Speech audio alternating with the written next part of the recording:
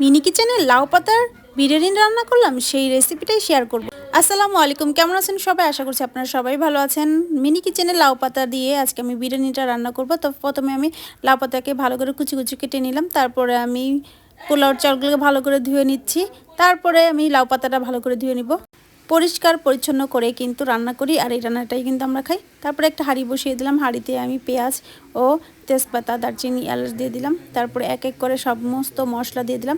এরপর দিয়ে দিলাম বিরিয়ানির মশলা, যেহেতু ছোটো চুলে রান্না করতেছি বিরিয়ানি মশলা দিব না তাকে হয়। তারপর দিয়ে দিলাম পেস্তা বাদাম, কাজু বাদাম ও কাঠবাদাম পেস্ট।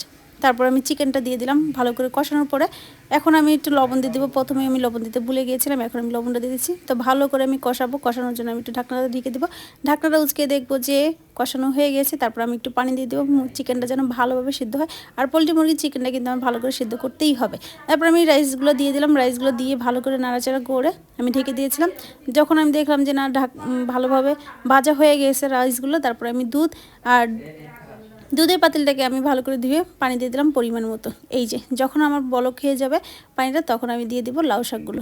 লাউ শাকগুলো কিন্তু দেওয়ার পরে কিন্তু মানে অন্যরকম একটা ফ্লেভার আসছিল। লাউ পাতা কিন্তু এমনিতেই গাছের অরিজিনাল লাউ পাতার কিন্তু অনেক বেশি স্মেল থাকে। তো এটার জন্য আমার কাছে বিরিয়ানিটার টেস্টটা অনেক বেড়ে গেছে, মানে অন্যরকম একটা ফ্লেভার আসছিল। তারপর আমি কিছু কাঁচামরিচ আমি দিয়ে দিলাম।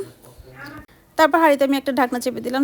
ঢাকনাটা শুকানোর পরে দেখি কি হালকা হালকা পানি আছে, এবং ভালো করে লাইড়া চাইড়া দিলাম। আপনারা অনেক হাসতে পারেন লাইড়া চাইড়া ভাষাটা শুনে। তারপর আমি ঘি দিয়ে দিলাম। ঘি দেওয়ার পরে কিশমিশ দিয়ে আমি ভালোভাবে ঢেকে দিলাম।